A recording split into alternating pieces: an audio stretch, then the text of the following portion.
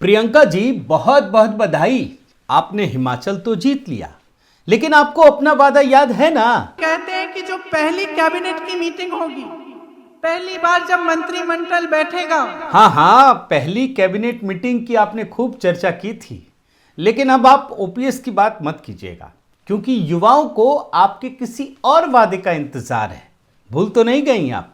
जरा बताइए ना। इसी पहली मीटिंग में यह तय होगा कि हिमाचल के नौजवानों को 1 लाख रोजगार मिलेंगे। तो क्या इसी चक्कर में आप जो हिमाचल में सरकार बनी है, कैबिनेट नहीं बनवा रही हैं, या फिर कुछ और बहाने तलाश लिए हैं, जैसे कि आपके ये सुखविंदर सिंह सुक्खू जी बता रहे हैं? जरा देखिए।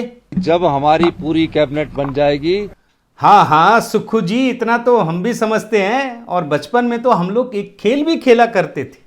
बताऊं क्या? उस खेल में क्या होता था कि हम लोग कहते थे सामने वाले को कि हमारा नाम हम और तुम्हारा नाम तुम, तो कौन पप्पू? अब सामने वाला अगर तुम कह दे तो उसका नाम तो तुम रखा है, तो फिर तो यही कहा जाता था ना कि तुम पप्पू हुए। लेकिन अगर वो सामने वाला हम बता दे तो फिर तो ये मान लिया जाता था कि उसने खुद को ही पप्पू मान लिया। यानी दोनों तरफ से फंसना जनता को ही है। वैसे सुक्खू जी, इस बार आपकी राह आसान नहीं है, और क्यों नहीं है ये बात समझ लीजिए। हिमाचल में भले ही राहुल गांधी ना आए हों चुनाव प्रचार करने के लिए, लेकिन जब वो भारत जोड़ो यात्रा कर रहे थे तो वहीं से उन्होंने तड़का लगा दिया था।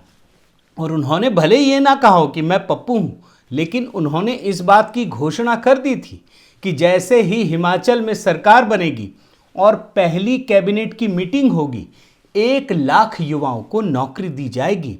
आप देख लीजिए रिपोर्ट। और घोषणा पत्र जारी करते समय बकायदा जो कांग्रेसी नेता है ना, उन्होंने प्रियंका गांधी वाड्रा की चरण वंदना करते हुए ये बात बताई थी। आप सुन लीजिए। 1 लाख सरकारी नौकरियों के बारे में तो हमारे नेता प्रियंका गांधी जी ने यह भी ऐलान कर दिया है कि सरकार बनते ही मंत्रिमंडल की पहली बैठक में इन पर अमल हो जाएगा। मगर बात इतनी सी नहीं है दोस्तों, बल्कि इससे आगे बढ़कर है, क्योंकि कांग्रेस ने सिर्फ 1 लाख नौकरी का वादा नहीं किया, बल्कि 5 लाख लोगों को रोजगार देने का वादा किया है। और हिमाचल में जो कांग्रेस के सीनियर नेता, ऑब्जर्वर और छत्तीसगढ़ के मुख्यमंत्री हैं, ये भूपेश बघेल जी, उन्होंने बकायदा ये बात कही थी। अब भले ही छत्तीसगढ़ में अभी तो उनसे क्या पूछना है ये सवाल जवाब, क्योंकि हिमाचल की बात हो रही है, उस पर अलग से दिखाऊंगा। लेकिन भूपेश बघेल जी ने क्या कहा था आप सुन लीजिए। 5 लाख लोगों को रोजगार देने की बात करते हैं। लेकिन कांग्रेस के काम करने का लेवल देखिए दोस्तों, कि कांग्रेस की सरकार बनी, वो नए युवाओं को नौकरी क्या देगी कांग्रेस, बल्कि उल्टा 25,000 लोगों की नौकरी छीन ली है कांग्रेस ने। और आप मान कर चलिए कि लाखों लोगों के रोजी रोटी पर संकट खड़ा हो गया है, और इसके लिए पूरी तरीके से कांग्रेस ही जिम्मेदार है। क्योंकि आप चाहें तो ये राजनीतिक लड़ाई अंबानी से लड़िए, अडानी से लड़िए, लेकिन जिन हजारों लोगों का रोजगार खत्म हो गया है, उसकी जिम्मेदारी भी तो आप ही को लेनी पड़ेगी। और आज के इस वीडियो में इसी रिपोर्ट को डिकोड करने की कोशिश करूंगा। साथियों नमस्कार, मैं हरिश्चंद्र बर्णवाल। इस समय कांग्रेस और गांधी परिवार खासकर और केजरीवाल के बीच झूठ बोलने की एक टक्कर चल रही है, कंपटीशन। और जान लीजिए चुनाव के समय कौन कितना बड़ा झूठ बोल सकता है, इसकी टक्कर है। और आपको याद होगा कि चुनाव प्रचार के दौरान इन लोगों ने जो भी मन में आंकड़ा आया वो जनता के सामने परोस दिया, ताकि जनता उनके लुभावने वादे पर आ जाए। लेकिन किसे पता था दोस्तों कि हिमाचल में सरकार बनते ही कांग्रेस उल्टा नौकरी ही छीन लेगी। अब आप सीधे रिपोर्ट में आइए, ये हिमाचल प्रदेश की खबर देखिए। राज्य में जैसे ही सुखविंदर सिंह सुक्खू की सरकार बनी है, अडानी समूह को राज्य में अपनी 2 सीमेंट फैक्ट्रियों में सीमेंट का उत्पादन बंद करना पड़ा है। और जानते हैं इसका नतीजा क्या हुआ है? इन फैक्ट्रियों के में जो काम करने वाले लोग हैं, कुछ स्थायी लोग, कुछ अस्थायी, कुछ कॉन्ट्रैक्ट, और तमाम तरीके से जो भी लोग जुड़े हैं, करीबन 25,000 लोगों पर प्रत्यक्ष या अप्रत्यक्ष रूप से रोजगार का संकट खड़ा हो गया है। और मैं आपके सामने एक और रिपोर्ट दिखाता हूं। आंकड़े सिर्फ यही नहीं है, इस रिपोर्ट के मुताबिक इससे 2 लाख लोग प्रभावित हो रहे हैं। आप देख लीजिए इस रिपोर्ट में क्या लिखा, आप देखिए। The closure of the plants by the Adani group will affect the lives of at least 2 lakh people in the state. और ये C2 के प्रेसिडेंट है जिसका बयान है। अब सवाल यह है दोस्तों कि आखिर अडानी ग्रुप ने बरमाणा ACC और दाड़ला घाट के अंबुजा सीमेंट के प्लांट को बंद करने का फैसला क्यों किया। अब खबर को मैं आगे ले जाऊं उससे पहले इसकी वजह को भी आप समझ लीजिए। जो रिपोर्ट मैंने खंगाली है उसके मुताबिक हिमाचल प्रदेश में जब ये नए मुख्यमंत्री बने सुखविंदर सिंह सुक्खू, तो उन्होंने साफ कर दिया कि हिमाचल प्रदेश में सीमेंट के दाम महंगे हैं, उसकी कीमत को कम करनी ही पड़ेगी। ये उन्होंने निर्देश दे दिया एक तरीके से। और दूसरी वजह यह है दोस्तों कि सीमेंट का ट्रांसपोर्टेशन कॉस्ट काफी बढ़ चुका था। कंपनी लगातार प्रयास कर रही थी कि इसकी कीमत कम हो जाए, जो ट्रांसपोर्टेशन कॉस्ट है, और इस वजह से कंपनी को रोज 2.25 करोड़ रुपए का नुकसान उठाना पड़ रहा था। और जो तीसरी वजह जो मैंने इन रिपोर्टों में देखा है उसके मुताबिक यूनियनबाजी, यहां कई प्रकार से यूनियन बन गए और यूनियनबाजी शुरू हो गई, जैसे कहते हैं ना तोल मोल करना और तमाम चीजें। लेकिन इन मुश्किलों के बावजूद जब यहां पर नई सरकार बनी तो उसने इसकी तह तक जाना उचित नहीं समझा। उसने कोई पड़ताल नहीं की कि क्या परेशानी है जो कंपनी यहां पर चला रही। आखिर वो भी तो मुनाफे के लिए चला रही है ना, कोई ऐसा तो है नहीं कि कोई प्राइवेट आदमी समाज सेवा करने के लिए सीमेंट का उत्पादन करेगा। तो सरकार ने इनके कारणों को नहीं समझा और सिर्फ दाम पर ही जोर दिया कि दाम कम करना होगा।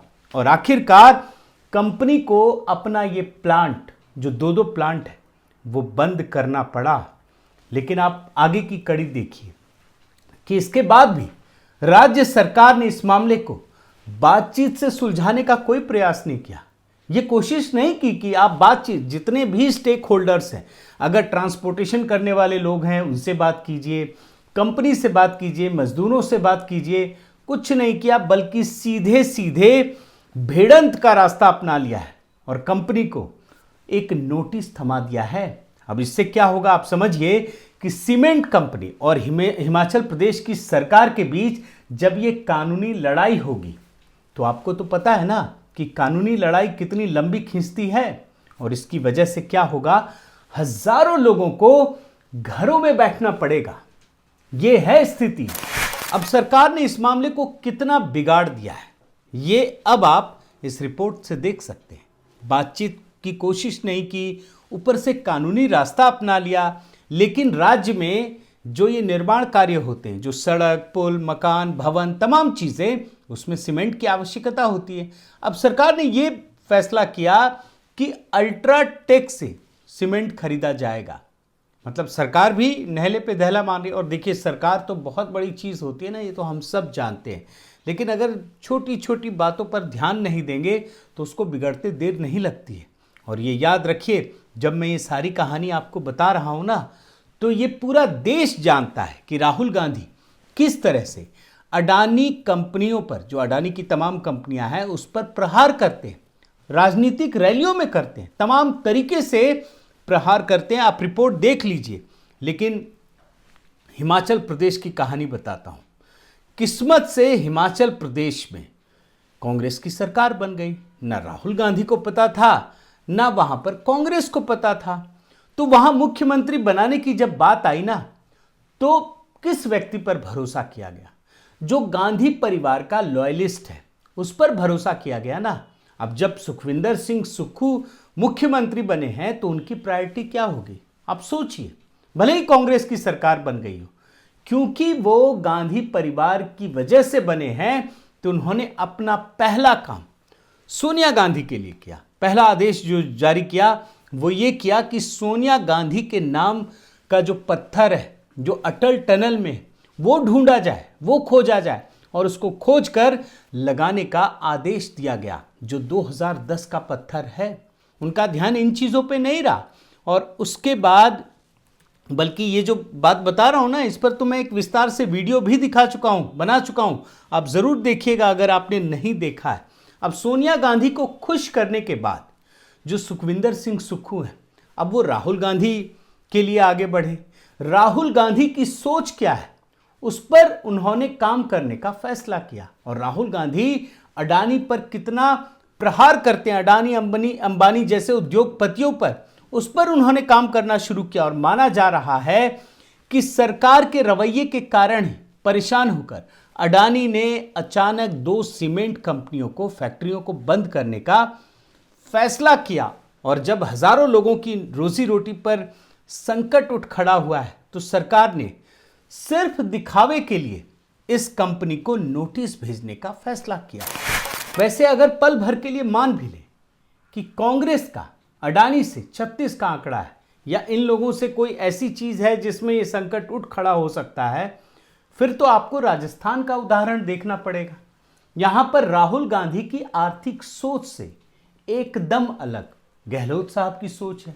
जब राहुल गांधी अडानी समूह को गाली दे रहे थे, तब अशोक गहलोत उनके लिए रेड कारपेट बिछा रहे थे, राज्य में निवेश के लिए आमंत्रित कर रहे थे। आप देखिए ना, और राजस्थान के इस निवेशकों के जमघट में अशोक गहलोत ने गौतम अडानी को भाई कहकर बुलाया। आप देख लीजिए, राहुल गांधी गाली दे रहे थे और ये भाई कह रहे थे। यानी एक तरफ जहां अशोक गहलोत राहुल गांधी को ठेंगा दिखाते हुए अडानी को इनवाइट कर रहे थे, और अडानी के निवेश की बदौलत राज्य में 40,000 लोगों को नौकरी देने का ऐलान कर रहे थे, वहीं दूसरी तरफ हिमाचल प्रदेश के मुख्यमंत्री राहुल गांधी को चने के झाड़ पर चढ़ाने का प्रयास करते हुए अडानी समूह से पंगा ले रहे थे और हजारों लोगों की नौकरी पर लात मार रहे थे। तो आप क्या कहेंगे?